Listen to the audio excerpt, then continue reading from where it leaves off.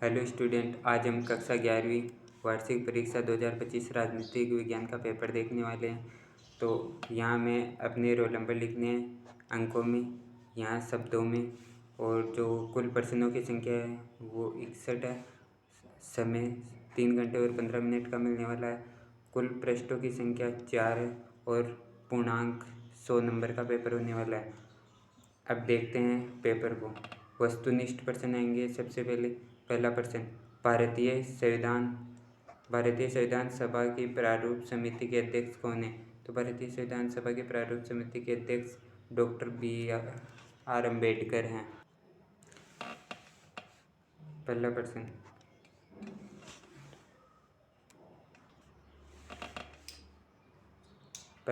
भारतीय संविधान सभा की प्रारूप समिति के अध्यक्ष कौन थे? तो भारतीय संविधान प्रारूप समिति के अध्यक्ष डॉक्टर BR अम्बेडकर थे। वे कौन से अधिकार है जिनका हनन होने पर व्यक्ति को न्यायपालिका की शरण ले सकता है? तो औपचारिक अधिकार, कानूनी अधिकार, मौलिक अधिकार या प्राकृतिक अधिकार? तो वे हमारे मौलिक अधिकार हैं। तीसरा प्रश्न, भारतीय संविधान का कौन सा अनुच्छेद संवैधानिक उपचारों के अधिकार से संबंधित है? तो ये अनुच्छेद 32 भारतीय संवैधानिक उपचारों के अधिकार से संबंधित है।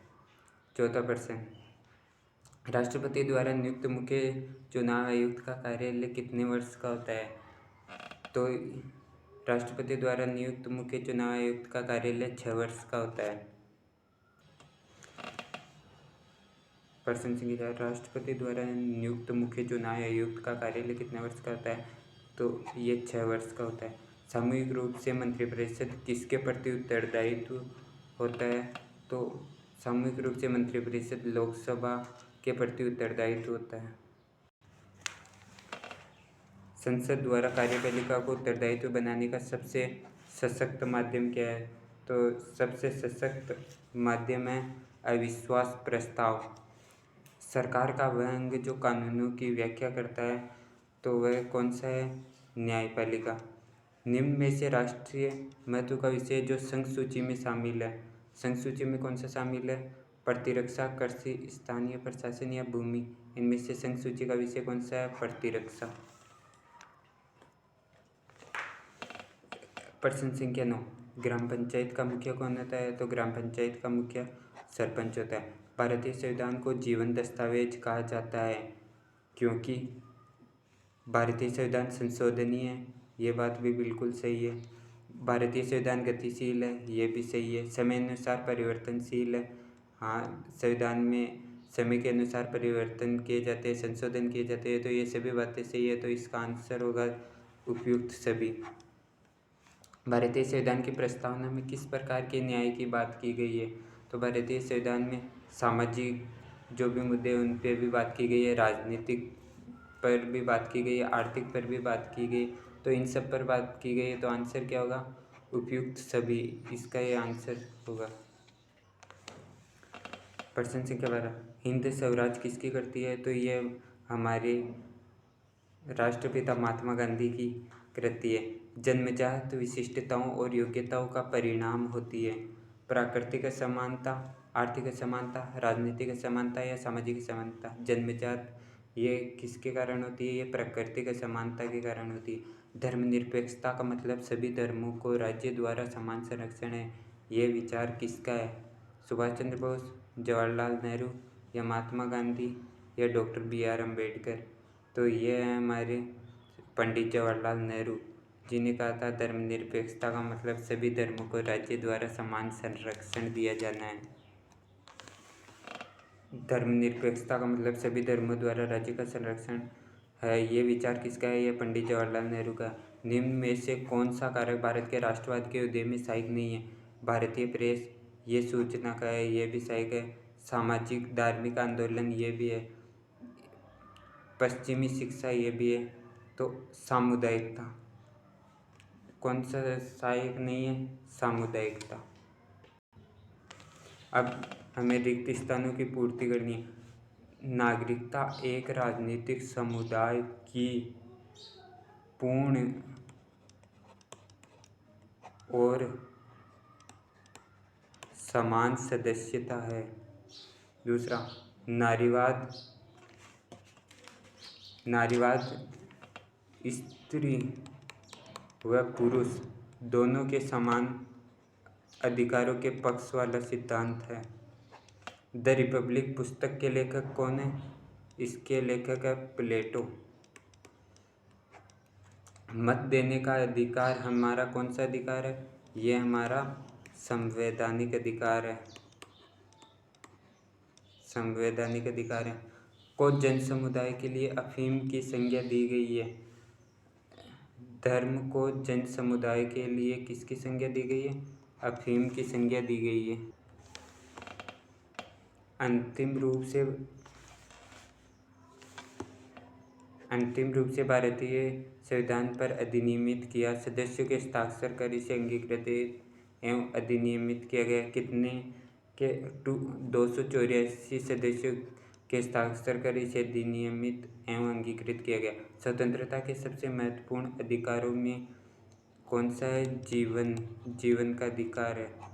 कार्यपालिका सरकार का वह अंग है जो विधायिका कानूनों को लागू करने के लिए जिम्मेदार है, द्वारा स्वीकृत नीतियों और कानूनों को लागू करने के लिए जिम्मेदार है। गांव और जिला स्तर के शासन को कौन सा शासन कहते हैं? स्थानीय स्वशासन कहा जाता है। गांव और जिले के शासन को कौन सा स्वशासन कहा जाता है? स्थानीय स्वशासन कहा जाता है। भारतीय संविधान के अनुच्छेद 368 के अंतर्गत भारतीय संविधान संशोधन प्रक्रिया वर्णित है। अब आगे अतिलघुरात्मक प्रश्न है। संविधान किसे कहते हैं? भारतीय संविधान के किस भाग में मौलिक अधिकारों का उल्लेख किया गया है? First past the post system प्रणाली का क्या अर्थ है? कार्यपालिका के प्रमुख कार्य बताना है। धन विधेयक संसद के किस सदन से पहले प्रस्तुत किया जाता है? प्रश्न संख्या 31। राष्ट्रपति द्वारा राज्यसभा में मनोनीत सदस्यों की संख्या कितनी होती है? भारत में न्यायिक सक्रियता का प्रमुख मुख्य साधन क्या है? संसूची के किन्हीं 4 विषयों का उल्लेख कीजिए। पंचायती राज संस्थाओं में महिलाओं को कितने प्रतिशत आरक्षण प्रदान किया गया है? इसके बारे में बताना है।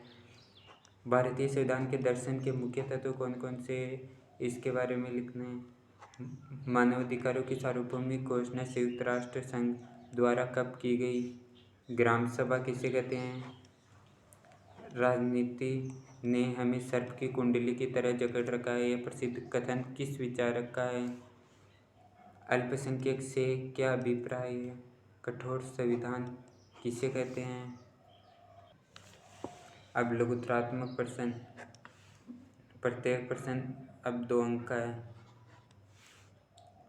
संविधान की आवश्यकता को स्पष्ट कीजिए कि हमें संविधान की क्यों आवश्यकता पड़ी। भारत में चुनाव प्रक्रिया सुधार हेतु कोई 2 सुझाव देने हैं। संसदीय कार्यपालिका और अध्यात्मक कार्यपालिका में कोई 2 अंतर स्पष्ट करने हैं। दल बदल किसे कहते हैं? संसद कार्यपालिका को किन किन माध्यमों से नियंत्रित कर सकते हैं?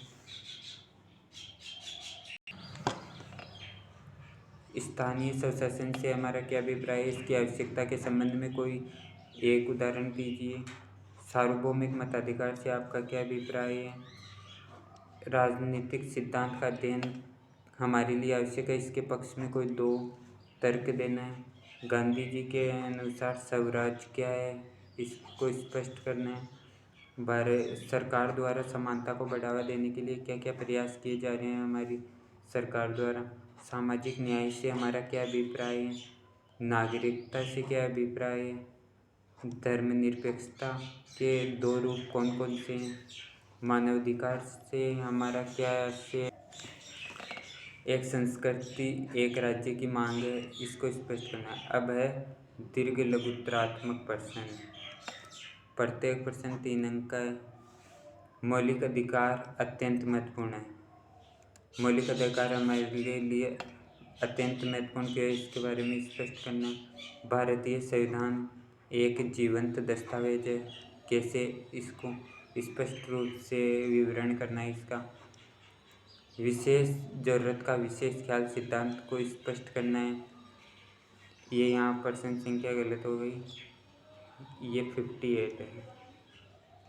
लोकतांत्रिक देशों में कौन कौन से राजनीतिक अधिकार नागरिकों को प्रदान किए गए हैं, इसके बारे में बताना है। ये आपके आगे निबंधात्मक प्रश्न, जिनके आंसर 2-3 पेज में लिखने होते हैं। प्रत्येक प्रश्न 6 अंक का है, तो कम से कम 3 पेज तो लिखनी होंगी। प्रश्न संख्या 60, धर्मनिरपेक्ष राज्य से आप क्या समझते हैं? धर्मनिरपेक्ष राज्य की स्थापना की अनिवार्य शर्तें क्या है? यह अथवा। राष्ट्रवाद से आप क्या समझते हैं? राष्ट्रवाद के संबंध में रविंद्रनाथ टैगोर के द्वारा प्रस्तुत समालोचना पर प्रकाश डालें। इन दोनों में से जो आपको स्पष्ट और सुस्पष्ट तरीके से आता है उसे आप कर सकते हैं। पहले दोनों को पढ़ना है, ऐसे नहीं ऊपर वाले को कर लें। अधिकार से आपका क्या अभिप्राय है कि हमें अधिकार के प्रमुख प्रकारों का वर्णन करना है और इसके अथवा में राजनीतिक सिद्धांत के अध्ययन का औचित्य सिद्ध कीजिए। प्रश्न संख्या 62, न्यायपालिका से आप क्या समझते हैं? सर्वोच्च न्यायालय के क्षेत्राधिकार का विस्तार से वर्णन करना है या अथवा में संविधान संशोधन से आपका क्या अभिप्राय है कि संशोधन किसे कहते हैं? संशोधन प्रक्रिया का विस्तार से वर्णन करो कि संविधान में संशोधन कैसे किया जा सकता है। तो ये आपका पूरा पेपर हुआ। आप देख सकते हैं इसमें से कम आपको 72 नंबर के हूबहू पेपर में प्रश्न मिलेंगे। आप इसे देख सकते हैं। धन्यवाद।